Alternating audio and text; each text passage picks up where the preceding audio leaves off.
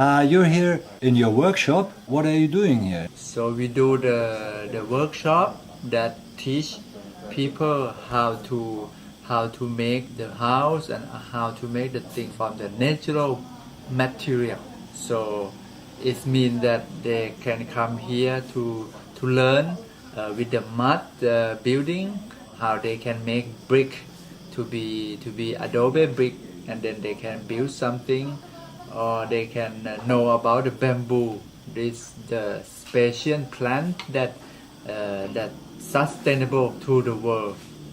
So they know about them because now it's the trend of the world that keep environment good, and then if they know about this kind of special plant, they will learn and build and make something from them.